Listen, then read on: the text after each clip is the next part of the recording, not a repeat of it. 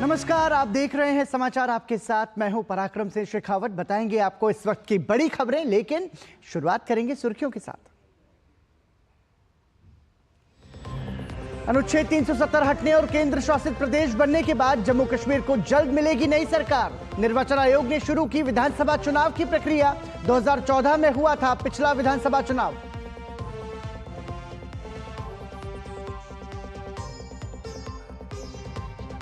शपथ ग्रहण समारोह से पहले दिल्ली में बैठकों का सिलसिला जारी। अमित शाह के आवास पर हुई भाजपा नेताओं की महत्वपूर्ण बैठक। मुख्यमंत्री योगी आदित्यनाथ ने भी अपने मंत्रिपरिषद के साथ बैठक में की लोकसभा चुनाव में पार्टी के प्रदर्शन की समीक्षा।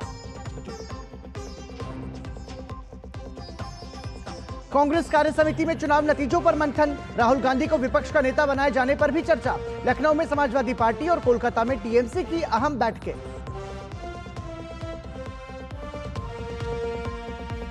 शपथ समारोह के कारण कल से 2 दिन तक दिल्ली में नो फ्लाई जोन। कई स्तर पर बढ़ाई गई सुरक्षा। राष्ट्रपति भवन की सुरक्षा के लिए अर्धसैनिक बल, एनएसजी कमांडो, ड्रोन और स्नाइपर्स तैनात।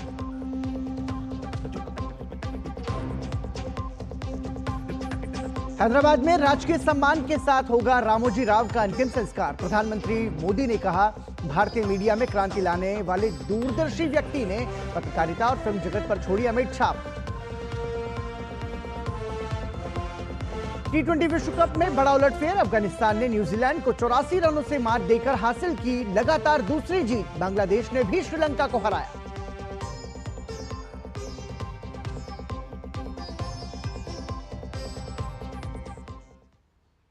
और सुर्खियों के बाद आइए अब खबरों पर नजर डालते हैं विस्तार से। भारतीय निर्वाचन आयोग ने जम्मू कश्मीर में विधानसभा चुनाव की प्रक्रिया आधिकारिक रूप से शुरू कर दी है। चुनाव आयोग के सचिव जयदेव लाहिड़ी ने प्रेस नोट में कहा कि आयोग ने केंद्र शासित प्रदेश जम्मू कश्मीर की विधानसभा के लिए आम चुनाव के लिए चुनाव चिन्ह, आरक्षण और आवंटन आदेश 1968 के पैरा 10B के तहत कॉमन चिन्ह के आवंटन के लिए आवेदनों को तत्काल प्रभाव से स्वीकार करने का फैसला किया है। इससे पहले मुख्य चुनाव आयुक्त राजीव कुमार ने कहा था कि जम्मू कश्मीर के लोगों को जल्द ही लोकतांत्रिक रूप से चुनी गई सरकार मिलेगी। यहां पिछला विधानसभा चुनाव 2014 में हुआ था। केंद्र सरकार द्वारा 5 अगस्त 2019 को अनुच्छेद 370 और 35A निरस्त कर दिया था, जिसके बाद जम्मू कश्मीर को केंद्र शासित प्रदेश का दर्जा दे दिया गया, जिसकी अपनी विधानसभा होगी। लद्दाख को भी अलग कर बिना विधानसभा वाले केंद्र शासित प्रदेश का दर्जा दिया गया। तब से जम्मू कश्मीर केंद्र शासित प्रदेश का प्रशासन उपराज्यपाल के हाथों में है।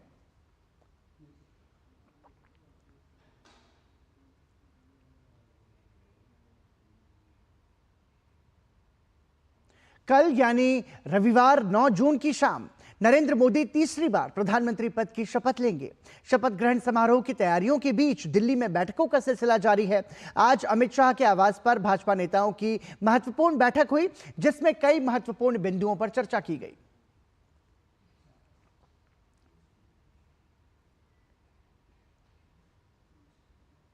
और वहीं लोकसभा चुनाव नतीजे आने के बाद कांग्रेस कार्यकारिणी समिति की बैठक चल रही है। पार्टी अध्यक्ष मल्लिकार्जुन खड़गे के नेतृत्व में हो रही बैठक में चुनावी नतीजों पर मंथन हो रहा है। कांग्रेस को इस चुनाव में 99 सीट पर जीत हासिल हुई है, जो पिछले लोकसभा चुनाव के नतीजों से बेहतर है। इसके अलावा पार्टी के अंदर एक धड़े का मानना है कि राहुल गांधी को लोकसभा में पार्टी और विपक्ष के नेता का पद संभालना चाहिए। इस अहम विषय पर भी बैठक में मंथन होने की उम्मीद है।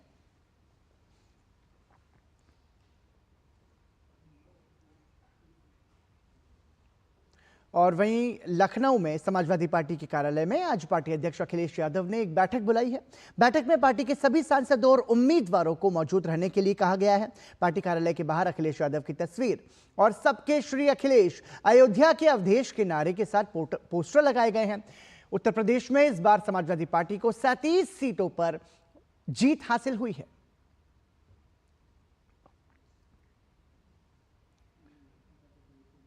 तृणमूल कांग्रेस के नेता और बंगाल की मुख्यमंत्री ममता बनर्जी आज शाम कोलकाता में अपने नवनिर्वाचित सांसदों के साथ बैठक करेंगी।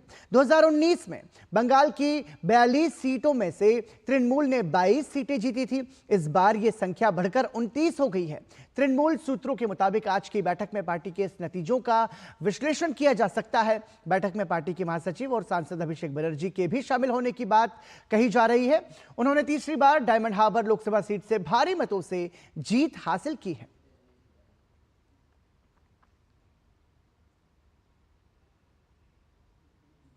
और एक बार फिर से नरेंद्र मोदी के हाथ में देश की कमान होगी। कल 9 जून की शाम नरेंद्र मोदी तीसरी बार भारत के प्रधानमंत्री पद की शपथ लेंगे। 2014 और 2019 के बाद अब फिर अगले 5 साल के लिए मोदी प्रधानमंत्री बनेंगे। शपथ ग्रहण समारोह में हिस्सा लेने के लिए बांग्लादेश की प्रधानमंत्री शेख हसीना दिल्ली पहुंच चुकी हैं। दिल्ली हवाई अड्डे पर उनका भव्य स्वागत किया गया।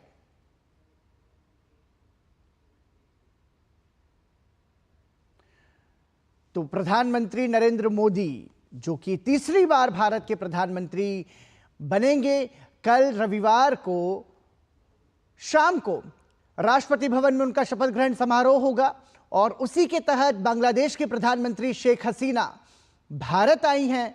उनका विमानतल पर भव्य स्वागत किया गया और ये तस्वीरें आप शेख हसीना के आगमन की देख रहे हैं, जिसमें पारंपरिक अंदाज में भारतीय संस्कृति की झलक को प्रदर्शित करते हुए बांग्लादेश की प्रधानमंत्री शेख हसीना का भव्य स्वागत किया गया। मनोनीत प्रधानमंत्री नरेंद्र मोदी के शपथ ग्रहण समारोह में शिरकत करने के लिए बांग्लादेश की प्रधानमंत्री शेख हसीना भारत आ चुकी हैं।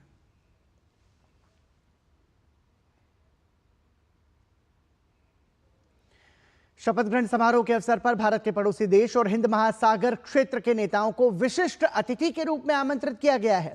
श्रीलंका के राष्ट्रपति रानिल विक्रमसिंघे, मालदीव के राष्ट्रपति डॉक्टर मोहम्मद मोइज्जू, सेशेल्स के उपराष्ट्रपति अहमद अफीक, मॉरिशस के प्रधानमंत्री प्रविंद कुमार जुगनूथ, नेपाल के प्रधानमंत्री पुष्पकमल दहल और भूटान के प्रधानमंत्री शेरिंग टोब्गे को शपथ ग्रहण समारोह में शामिल होने का निमंत्रण दिया गया, जिसे उन्होंने स्वीकार कर लिया है। समारोह में भाग लेने के अलावा ये नेता राष्ट्रपति द्रौपदी मुर्मू की ओर से आयोजित भोज में भी शामिल होंगे।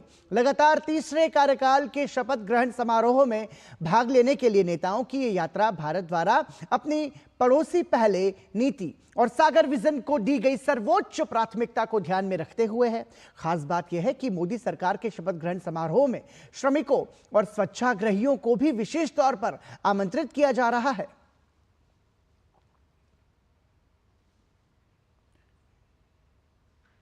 नई सरकार शपथ ग्रहण समारोह में दिल्ली में देश और विदेश से आने वाले तमाम वीवीआईपी मेहमान इकट्ठा होंगे।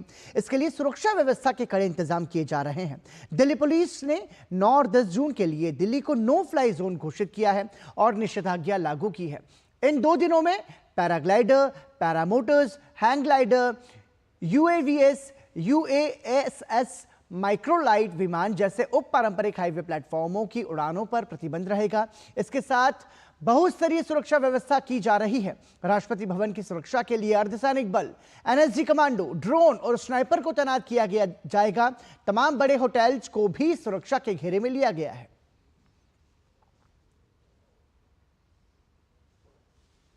और वहीं राष्ट्रपति भवन में आज चेंज ऑफ गार्ड समारोह नहीं होगा। 15 और 22 जून को भी यह समारोह नहीं होगा।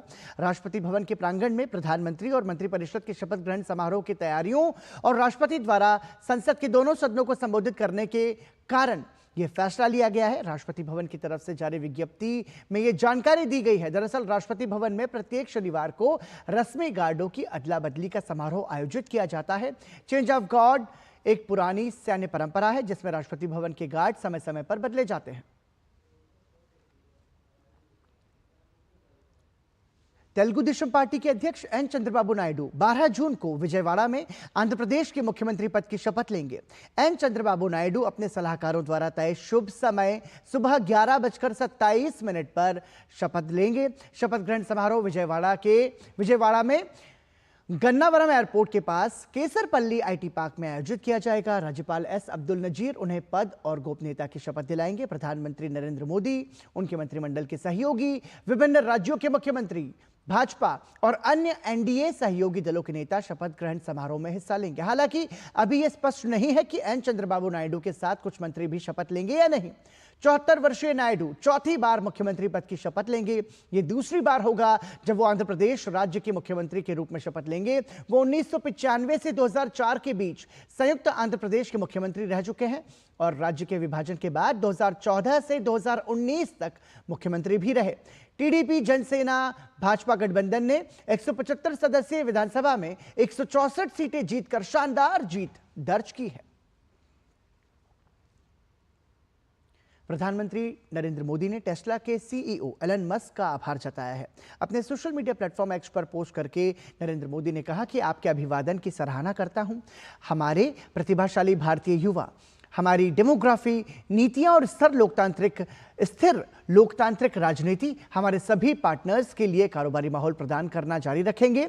इससे पहले टेस्ला के सीईओ एलन मस्क ने प्रधानमंत्री नरेंद्र मोदी को लोकसभा चुनाव में जीत पर बधाई दी थी।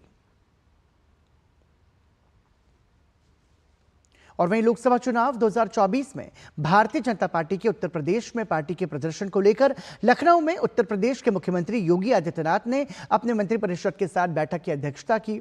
माना जा रहा है कि इस बैठक का उद्देश्य पार्टी के प्रदर्शन की समीक्षा करने के साथ ही सरकार के सभी विभागों के कामकाज को लेकर भी समीक्षा करना था। लोकसभा चुनाव में भाजपा उत्तर प्रदेश में 80 सीटों में से महज 33 सीटें ही जीत पाई है। और मध्य प्रदेश के धार से भाजपा नेता सावित्री ठाकुर ने बम्पर वोटों से जीत दर्ज की। कांग्रेस प्रत्याशी राधेश्याम मुवेल को 2 लाख से अधिक वोटों से हराकर वो दूसरी बार संसद पहुंची हैं। सावित्री ठाकुर से बातचीत की हमारे संवाददाता अजीत द्विवेदी ने। बीजेपी ने मध्य प्रदेश से 29 में से 29 लोकसभा में क्लीन स्वीप किया है और इसमें से धार लोकसभा भी शामिल है। धार लोकसभा से सावित्री ठाकुर हमारे साथ हैं। एनडीए की बैठक हुई, वहां पर भी आप थीं। क्या लगा आपको, किस तरीके तीसरी बार प्रधानमंत्री बनने जा रहे हैं नरेंद्र मोदी? देखो, माननीय नरेंद्र मोदी जी तीसरी बार के प्रधानमंत्री हैं। 10 साल में जो काम किए हैं वो बड़े सराहनीय हैं और जनता ने स्वीकार किया है कि मोदी जी आगे भी, और हमारा सपना है कि इस देश को 2047 तक विकसित बनाने का वो पूरा होगा। और उसी पे भारतीय जनता पार्टी जो आज काम किया है और आज हम पूर्ण बहुमत 29 की 29 सीटें आई है, जो माननीय नरेंद्र मोदी जी की जो गारंटी है, जो नीचे लेवल पर जो योजनाएं हितग्राहियों ने और महिलाओं ने जो वोट किया है, भारतीय जनता पार्टी मध्य प्रदेश में 50% का आरक्षण जो पंचायत इकाई से लेके उन आरक्षण दे रखा है। अभी माननीय नरेंद्र मोदी जी ने नारी बंधन बिल पास करके और महिलाओं को सशक्त बनाने का काम किया है।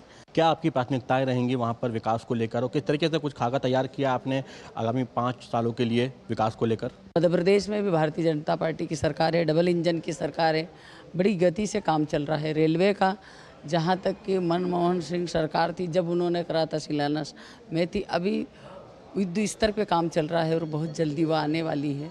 दूसरा, हम स्वास्थ्य और शिक्षा पे काम कर रहे हैं और अभी मैंने जैसे बड़ा जिला होने के कारण तो हम एक केंद्रीय पिछली बार मैंने दिया था, पर कुछ सरकारी जानकारियों की कमी के कारण वो नहीं हो पाया। इस बार हम पूरी तरह से उसको कराएंगे। 29 में से 29 सीटें जो है पहली बार बीजेपी मध्य प्रदेश से जीत कर आई है। और धार लोकसभा सीट की बात करें तो विधानसभा में अलग परिणाम थे, लोकसभा में बिल्कुल अलग परिणाम आए हैं।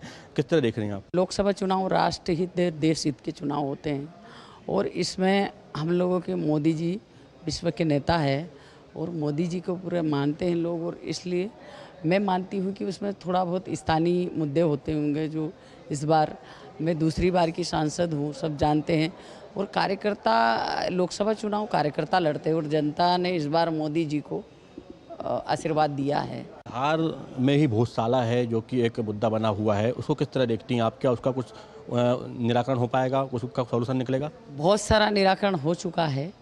अभी आर्कियोलॉजी टीम गई है, उन्होंने सर्वे किया है कि भोजशाला जो वहाँ थी पहले वो कुछ उनका वो था, और आज कोर्ट में हमारा वो लगा है और कोर्ट का डिसीजन बहुत जल्दी आने वाला है और जल्दी डिसीजन आके हम उसका पूरा करेंगे। तो धन्यवाद हमसे बात करने के लिए। हमारे साथ है मध्य प्रदेश की धार लोकसभा सीट से सांसद सावित्री ठाकुर। Ajit Dwivedi, DD News, Delhi. लोकसभा चुनाव में असम के धुबरी में कांग्रेस के रकीबुल हसन ने एआईयूडीएफ के मोहम्मद बदरुद्दीन अजमल को 10 लाख से ज्यादा वोटों से हराकर ऐतिहासिक जीत दर्ज की है। उनकी इस जीत पर खास बातचीत की हमारे संवाददाता कुमार आलोक ने। हमारे साथ है रकीबुल हसन साहब और धुबरी से इन्होंने बदरुद्दीन अजमल जैसे शख्स को पराजित ही नहीं किया बल्कि अच्छे मार्जिन से पराजित किया। सर, आपकी जीत के पीछे का क्या कारण था?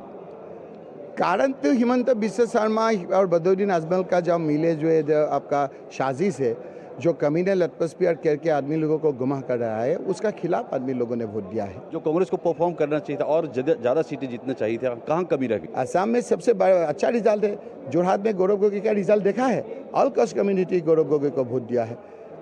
प्रद्युत पटेल का देखा है। ये माना जाए कि आगामी विधानसभा चुनाव में माना नहीं, मन गया। हम नहीं, हिमंत बिश्व शर्मा का मन देखिए, वो उसका मालूम हो गया। वो पॉलिटिकल साइंटिस्ट है ना, जो वेदर देखता है, उसको मालूम हो गया कि उसका चीफ मिनिस्टरशिप जा रहा है। बदरुद्दीन अजमल का क्या भविष्य रहेगा आसाम में आपसे? उसका नाम हम लेना नहीं चाहते, अभी मत लीजिए। आदमी लोग लेना नहीं चाहते, आप क्यों ले रहे हैं?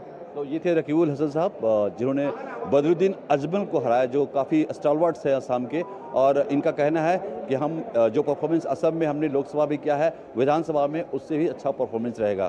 कैमरामैन रवि धीमान के साथ Kumar Alok, DD News, Delhi.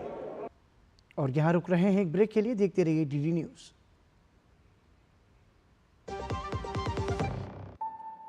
Payment fail? लेकिन पैसे तो कट गए, गई मेरी मेहनत की कमाई। हो जाएगी भरपाई, चिंता मत कर मेरे भाई। अगर डिजिटल ट्रांजैक्शन फेल हो जाए और अकाउंट से पैसे कट जाएं, तो बैंक समय से पैसे लौटा देगा, वरना कॉम्पनसेशन का है प्रावधान। नहीं तो आरबीआई के ओम्बुड्समैन को शिकायत करें आप। या बिल, मेरी फीस। आरबीआई कहता है, जानकार बनिए, सतर्क रहिए। मैं कैप्टन होता ना, ओपन कराता। अब हर कोई ओपन करेगा तो मैच कौन क्लोज करेगा? तो भाई साहब, अब कोई किसी की लाइफ में आग नहीं लगा पाएगा। समर कूल, जो हर दिल करे कबूल। Do you feel conscious while smiling? Say goodbye to your worries because an orthodontist can help you feel confident. Be it a child, a teenager, or even a working professional, braces and aligners can help you get that stunning smile. Consult your nearest orthodontist. To learn more, visit the Indian Orthodontic Society's website, bracesspecialists.com. बात जब पीढ़ियों के लिए बनने वाले घर की हो, तो जिम्मेदारी बड़ी हो जाती है। गैलेंट समझता है ये जिम्मेदारी। अब डबल एम रिब्स के साथ गैलेंट एडवांस TMT रीबार, निर्माण का real hero. You know it's only a drill, and yet you train like it is the real thing. Because one day, at a second's notice, it will be. One day, you'll come together as an invincible team, and every second you save will be a life saved. The Indian Air Force is looking for an exceptional team, a team that is truly a cut above. Join the Indian Air Force to be a cut above. देखो यार, जिंदगी का कोई भरोसा नहीं, पता नहीं कब फोटो पे हार चढ़ जाए और फैमिली का फ्यूचर, बच्चों की पढ़ाई खतरे में पड़ जाए। तो आज ही पॉलिसी बाजार से 1 करोड़ का टर्म लाइफ इंश्योरेंस कराओ, सिर्फ 525 रुपए महीने से शुरू। उत्तर प्रदेश के मुख्यमंत्री योगी आदित्यनाथ ने नए आपराधिक न्याय प्रणाली के लागू होने से पहले की तैयारियों को लेकर शुक्रवार को एक समीक्षा बैठक की। 1 जुलाई से लागू होने वाले नए आपराधिक न्याय प्रणाली की तारीफ करते हुए उन्होंने कहा कि नया आपराधिक न्याय प्रणाली दंड नहीं, न्याय के भारतीय मूल्यों पर आधारित है। साथ ही उन्होंने बताया कि इसके तहत उत्तर प्रदेश के हर जिले में फॉरेंसिक लैब की स्थापना के साथ वीडियो कॉन्फ्रेंसिंग के जरिए कोर्ट ट्रायल की भी सुविधा दी जाएगी। 1 जुलाई से आपराधिक न्याय प्रणाली, भारतीय न्याय संहिता सहित 3 नए कानून लागू होंगे, जिसके लिए कई अधिनियमों, नियमावली, SOP और शासनादेशों में बदलाव होंगे। इसके मद्देनजर योगी आदित्यनाथ ने दिशा निर्देश जारी करते हुए कहा है कि बिना किसी देरी के इससे संबंधित सभी प्रक्रियाओं को पूरा किया जाए। साथ ही मुख्यमंत्री योगी आदित्यनाथ ने कांस्टेबल, उपनिरीक्षक, इंस्पेक्टर, अभियोजक, जेल कर्मचारी की विधिवत ट्रेनिंग को 30 जून तक पूरा करने के साथ साथ आम जनता को भी जागरूक करने का निर्देश दिया। नए आपराधिक न्याय प्रणाली के तहत IPC की जगह भारतीय न्याय संहिता, CRPC की जगह भारतीय नागरिक सुरक्षा संहिता और इंडियन एविडेंस एक्ट की जगह भारतीय साक्ष्य कानून लागू होगा।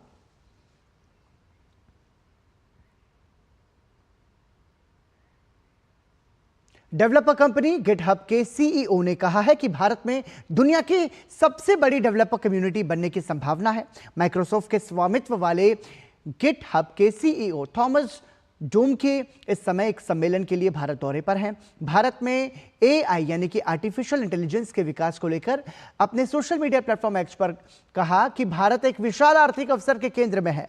भारत ऐसे समय में दुनिया के सबसे बड़े डेवलपर समुदाय का केंद्र बनने जा रहा है, जब दुनिया भर में आर्टिफिशियल इंटेलिजेंस का युग शुरू हो रहा है। उन्होंने विश्वास जताया है कि आर्टिफिशियल इंटेलिजेंस के युग में भारत सबसे आगे होगा। इससे पहले माइक्रोसॉफ्ट के चेयरमैन और CEO सत्य सत्य नडेला भी भारत के 2027 तक गिटहब पर सबसे बड़े डेवलपर समुदाय बनने की उम्मीद जता चुके हैं। गिटहब एक डेवलपर प्लेटफॉर्म है जो डेवलपर्स को अपना कोड बनाने, संग्रहित करने, प्रबंधित करने और साझा करने की अनुमति देता है। भारत इस प्लेटफॉर्म पर सबसे तेजी से बढ़ने वाला बाजार है। भारत अमेरिका के बाद दूसरा सबसे ज्यादा जनरेटिव आर्टिफिशियल इंटेलिजेंस प्रोजेक्ट रखता है। थॉमस डोम के 12 जून को बेंगलुरु में गिटहब कॉन्स्टेलेशन 2024 कार्यक्रम में भाग लेंगे।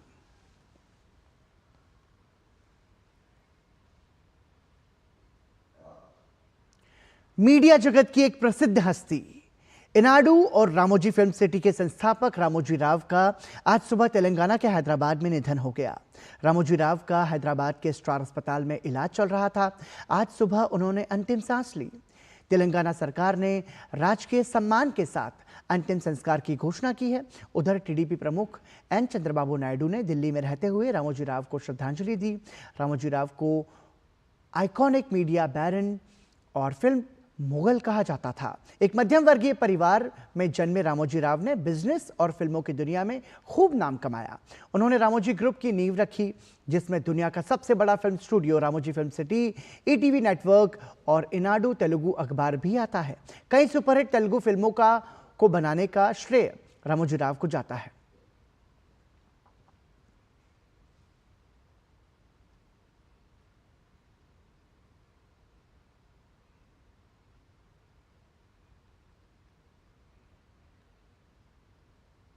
और मनोनीत प्रधानमंत्री नरेंद्र मोदी ने रामोजी राव के निधन पर शोक व्यक्त किया है। उन्होंने अपने सोशल मीडिया प्लेटफॉर्म एक्स पर एक पोस्ट करके संवेदना प्रकट की।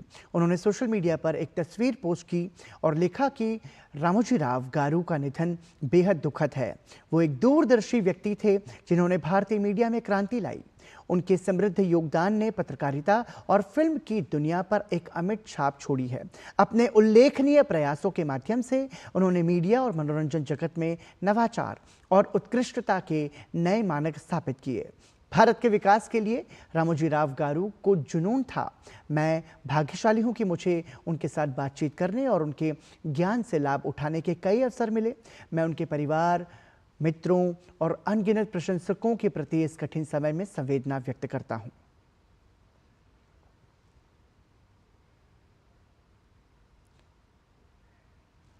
तो भारत के प्रधानमंत्री नरेंद्र मोदी ने रामोजी फिल्म सिटी के संस्थापक रामोजी के निधन पर शोक संवेदना व्यक्त की है।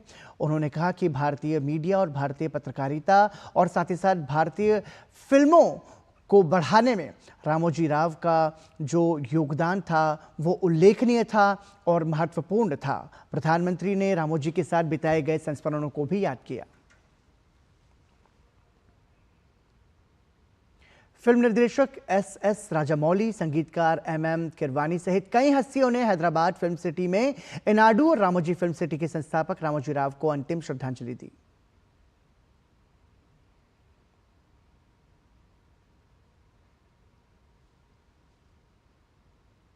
और मीडिया पर्सनालिटी और रामोजी ग्रुप के चेयरमैन रामोजी राव को श्रद्धांजलि देते हुए राष्ट्रीय स्वयंसेवक संघ ने सोशल मीडिया प्लेटफॉर्म एक्स पर पोस्ट किया है।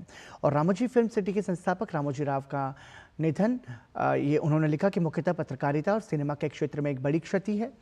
इन क्षेत्रों में अनूठी विशेषताओं और परंपराओं को जोड़ने में उनकी अग्रणी भूमिका और उनके योगदान को लंबे समय तक याद रखा जाएगा।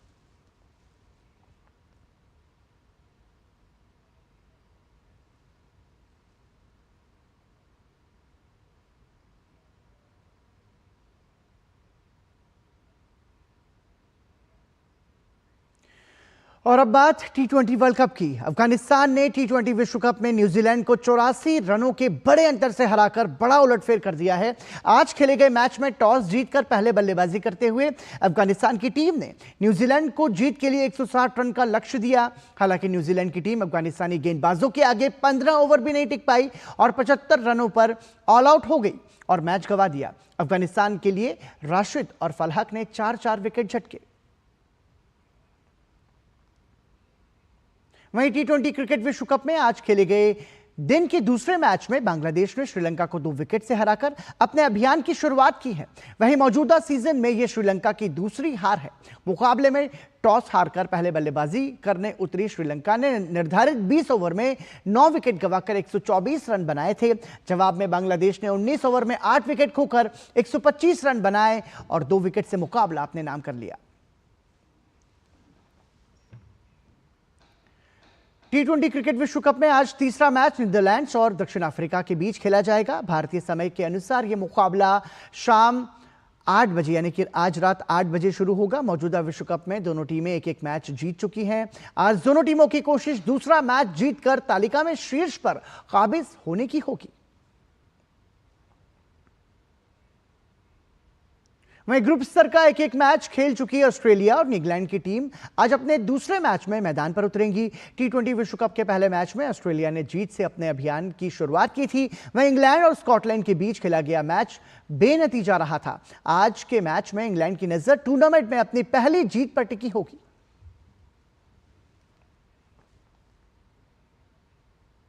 और इसी के साथ ही समाचार में अभी के लिए इतना ही, लेकिन डीडी न्यूज पर खबरों का सफर कभी नहीं थमता। देखते रहिए डीडी न्यूज, क्योंकि ये भरोसा है सच का। नमस्कार।